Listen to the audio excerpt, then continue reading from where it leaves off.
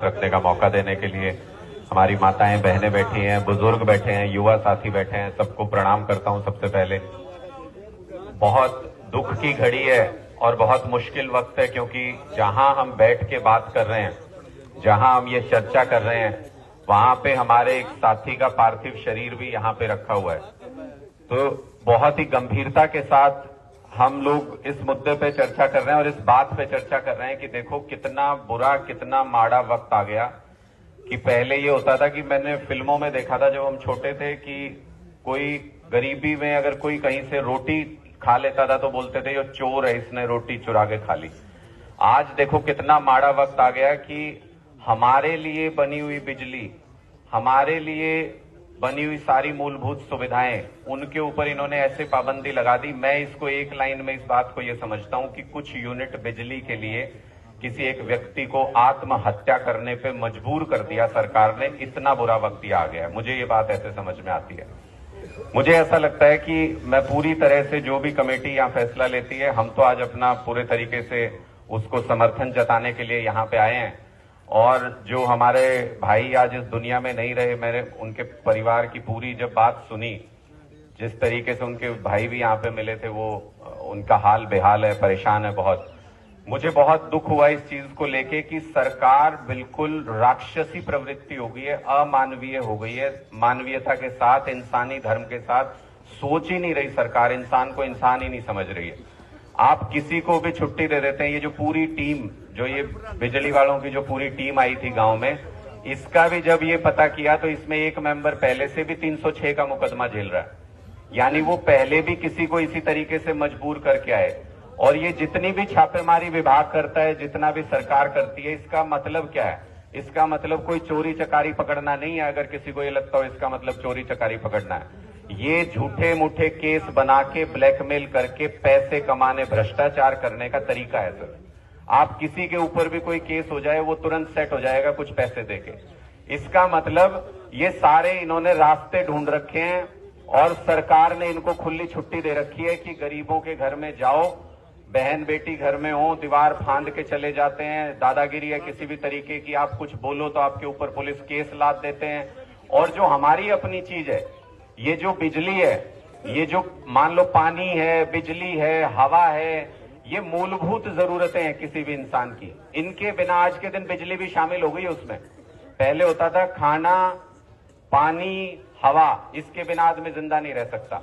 आज के दिन में जो मॉडर्न दुनिया है, उसमें बिजली के बिना भी कोई परिवार रह नहीं सकता। आपके बच्चे पढ़ नहीं सकते, आपके घर के कोई काम नहीं हो सकते, कुछ नहीं हो सकता।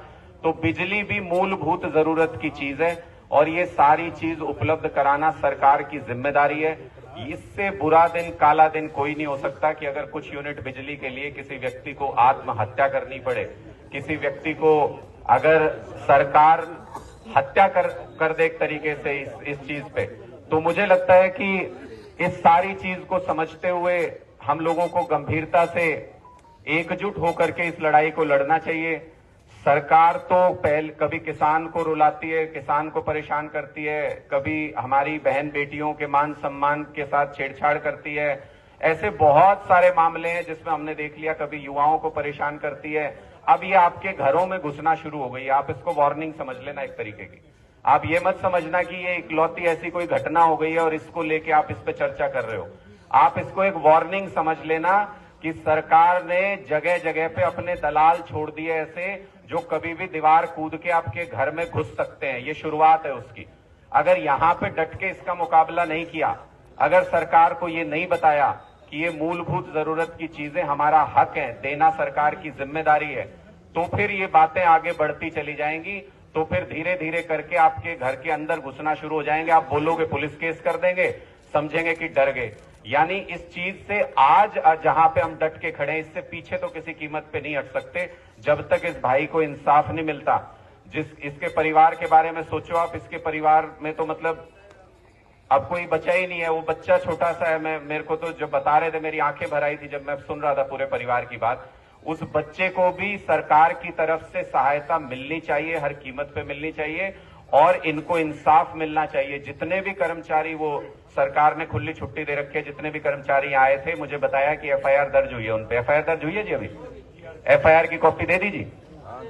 कॉपी दे दी ना। तो एफआईआर उनके ऊपर दर्ज हो गई, 306 का अगर मुकदमा उनके ऊपर लगा है, कोई कारण नहीं बनता कि सारे के सारे आज जेल के अंदर होने चाहिए थे। सारे के सारे लोगों को पकड़ के गिरफ्तार करना चाहिए था।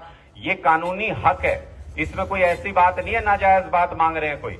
ये कानूनी हक है कि 306 में अगर एफआईआर दर्ज होगी तो सारे के सारे अंदर होने चाहिए। और जब एक बार 306 में उनके ऊपर एफआईआर दर्ज होगी और वो अंदर होने चाहिए, तो सीधी सी बात है कि फिर गांव के किसी व्यक्ति को आप कसूरवार नहीं बता सकते।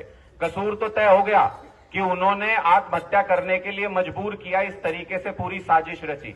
जब कसूरवार वो हैं, तो फिर गांव वालों के ऊपर किसी तरीके का मुकदमा, किसी तरीके के किसी भी आरोप की कोई गुंजाइश नहीं बचती। तो ये दोनों तीनों मांगे जो आपकी हैं, मुझे लगता है 100% जायज हैं। और इन मांगों से भी आगे बढ़ के अब चर्चा को यहां पे ले जाना चाहिए कि ये हमारे जितने मूलभूत अधिकार हैं वो सारे के सारे देना सरकार की जिम्मेदारी है। सरकार अपनी जिम्मेदारी वहां भी पूरी करे और तीनों मांगे ये भी माने, कमेटी जो मुख्य रूप से रख रही है।